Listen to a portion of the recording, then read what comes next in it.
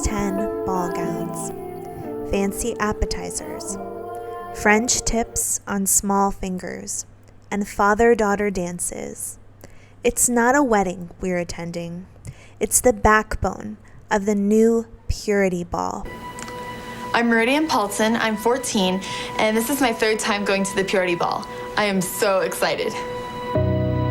In America, there's a new women's movement attracting thousands of young girls. I'm Kaylin, I'm 8, and I'm going to the Purity Ball tonight. To an old-fashioned view. Oh, we long for men to be men. We are desperate for manly men to lead in a way that is healthy and honoring to women. It's all about chastity, obedience. I believe we women were created to need the strength of the man. And purity. We are too valuable to simply give ourselves away to young men who would not treat us with great respect, honor, and worth.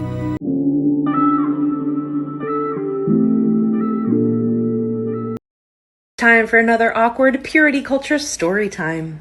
Are you familiar with the concept of a purity ball? If you're not, be thankful. It's basically like a dance, but the whole concept is structured around virginity, which is bizarre. Girls get dressed up, the dads wear tuxes, all very cute and fun. Nice little bonding experience, right? Wrong. At some point in the evening, the girls either usually sign or speak a contract pledging their virginity to their fathers. Yeah, gross. I went to one of these every year with my dad. I'll never forget, at one of them, the speaker talked about how at his daughter's wedding, during the father-daughter dance, she leaned over and whispered, "Daddy, tonight will be my first time." All the dads in the room were like, "Oh, it's so beautiful." Meanwhile, all of us girls were all like, "What the f***?" Waking up in the morning, thinking about so many things. I just wish things would get better. I'm trying to get rid of them.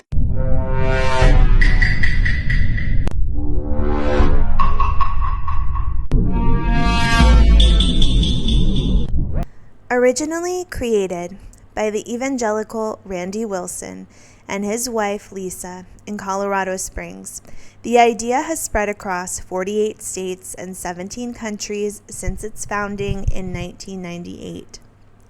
The National Field Director for Church Ministries at the Family Research Council, Wilson said he founded the Purity Ball for his 5 daughters as a way to celebrate the importance of the father-daughter relationship. While the structure of the ceremonies can differ from place to place, they are usually formal events with the daughters dressing up in ball gowns and fathers in suits. The daughters in attendance can range from as young as 4 to 5 to college-aged, although the average girl is around 11 to 14. There is a fancy dinner, dancing, and speakers, followed by ritual pledge making. During the symbolic purity ritual, it's the fathers, not the daughters, who stand up and make public pledges to live, quote-unquote, pure lives of integrity and faith, and who promise to protect and guide their daughters as they make their way in life. Will you stand together in this accord? Let's take those covenants in the middle of your table. I choose before God to cover my daughter as her authority and protection in the area of purity. I will lead, guide, and pray over my daughters as the high priest in my home. There's a pen in the middle of your paper. Pick that up and sign that. And then have your daughters witness that.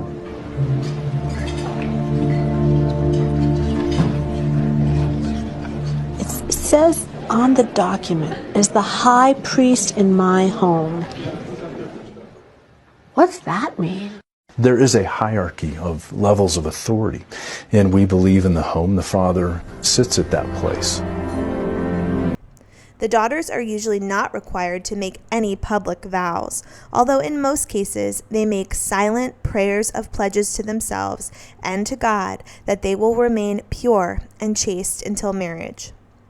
Wilson said that the idea of the Purity Ball was not a product of the abstinence movement, but came from his desire to help fathers establish strong relationships of love and trust with their daughters, which he believes is an important part of shaping how girls view dating, men, and their own self-esteem. He claims that if fathers invest time into their daughters, they will grow up with a strong sense of how they should be treated by future men in their lives. While no one disputes the positive impact a strong father-daughter relationship can have, purity balls have been highly controversial. Many critics claim that the balls imply that a young woman's value lies only in keeping her V, and takes away the freedom of young women to make informed choices about her own life. The biggest criticisms which have been voiced repeatedly include: purity balls place all the emphasis on female V and none on protecting male V. The ideas behind purity balls puts one's future marriage at unnecessary risk by preventing any inquiry about S compatibility. Many people argue very few people at these purity balls will keep their V pledges until marriage, and then guilt or shame for breaking this promise is almost guaranteed. Purity balls sometimes take the place of the need for proper S education, and so teens may go through puberty completely unprepared. The founders of these type of movements believe that instruction about contraception is just not necessary. It's offensive to God, and it will increase the chance of unintended pregnancy. So many of these children are missing out on education about how to protect themselves if they do make the choice to participate in S. Some even criticize that it can eroticize the father-daughter relationship without allowing any balance from dating or a boyfriend, and it privileges the father-daughter relationship without a comparable mother-daughter relationship, at least from the point of view of the ball. It sets up V as the crucial measure of the daughter's worth. It implies that S is impure and immoral, something to be avoided at all costs for as many years as possible. It creates an unrealistic expectation for marriage that the husband will somehow magically be able to create an ideal S relationship for the couple, and that he'll feel very happy if his new wife is totally ignorant to S, and quite often frightened, especially if she hasn't been educated about it.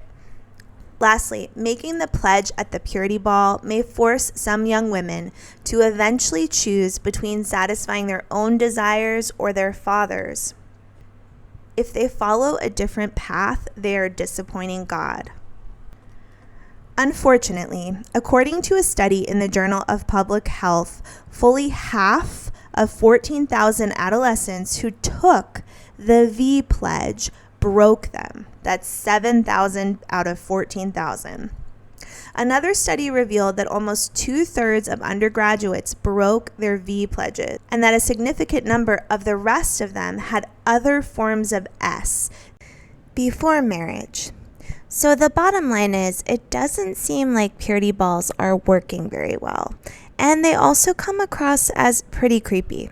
That, along with all the other issues that are brought up in this short video, should make it obvious that purity balls have just served as another way for male patriarchal systems to continue to control the narrative for females in their organizations. Thanks for joining me tonight as I took a look at this crazy fad.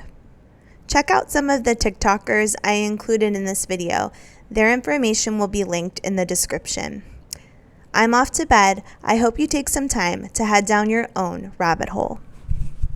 Hi, here are some pictures of fathers and daughters at purity balls that make me want to scream forever.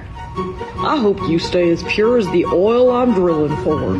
Her eyes are screaming just like we all should be. I hate it. Ooh, maybe she's wearing black because she's going to kill her dad. Wearing flats so you can run away from the situation. Smart. Ah! Just keep going with that leg so you can kick your dad right in the back of the head. I swear to God, I saw this man in Handmaid's Tale. At least you got a tiara out of the deal, babe. Oh, cool. She's signing up for something she doesn't understand. No.